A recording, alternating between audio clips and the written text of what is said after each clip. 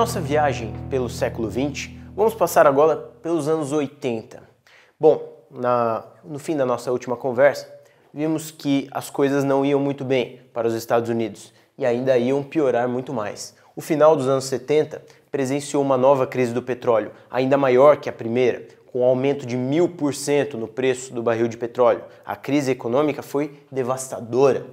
E ao mesmo tempo, nos Estados Unidos, o presidente Ronald Reagan, na Inglaterra, a primeira-ministra Margaret Thatcher, parecem determinados a derrubar a União Soviética de qualquer maneira. Volta então o medo de uma guerra nuclear nos anos 80 para o povo norte-americano, na verdade para o povo do mundo inteiro.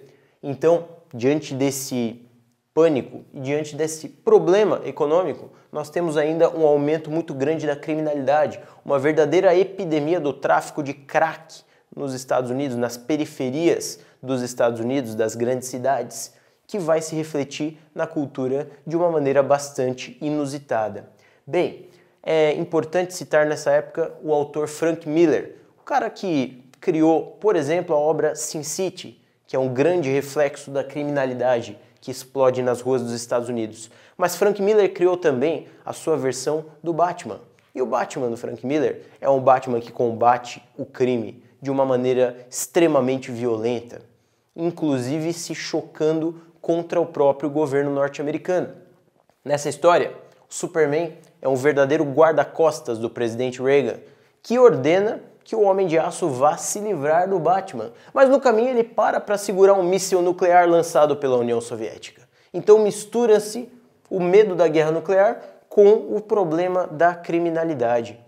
Bom, a solução para uns é o extremismo, para outros é o fim do modelo conhecido. Da mesma forma que existe Frank Miller, existe o autor Alan Moore, que não pode deixar de ser citado, criador do V de Vingança, hoje tão presente como símbolo das manifestações no Brasil. Bom, ele também criou o Watchmen.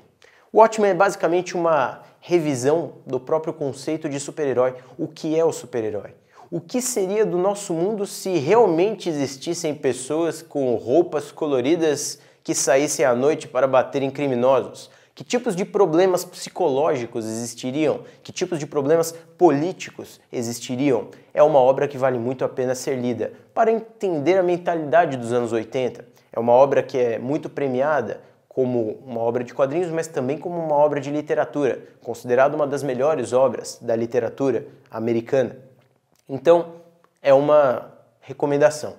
Além disso, chega aos final dos anos 80, 1989, o fim da Guerra Fria.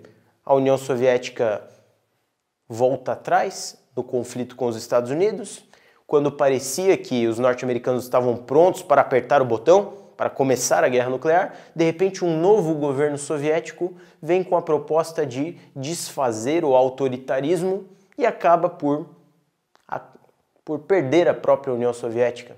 Em 1991, Gorbachev fica sozinho, a própria Rússia deixa a União Soviética e a União Soviética deixa de existir em 1991. Bem, chega então os anos 90. Os Estados Unidos estão no período de euforia. Ganhamos a Guerra Fria, mas e agora? Bom, o único conflito importante em que o país se envolve nos anos 90 foi a Guerra do Golfo. Ainda assim, uma vitória fácil para o país. O que acontece a seguir? O resto do mundo tenta seguir o modelo norte-americano, o modelo neoliberal, sem muito sucesso, ou com algum sucesso, dependendo do lugar, mas o que nós vemos é uma indefinição. Justamente nesse período, para os quadrinhos, os anos 90, é um período de vacas magras, para dizer o mínimo. É um período em que os super-heróis fazem pouquíssimo sucesso.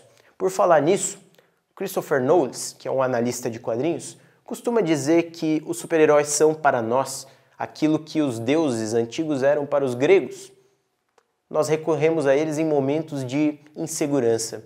Não é à toa que a Segunda Guerra foi um momento em que eles explodiram. O pânico nuclear foi um outro momento em que os super-heróis fizeram um grande sucesso. Os anos 90, por outro lado, foi um momento de pouco sucesso. Tentaram até matar o super-homem para aumentar as vendagens. Nem foi uma morte de verdade, mas, no fim das contas, não fez sucesso. Isso mudaria muito de repente em 2001. Nós falamos disso a seguir. Valeu!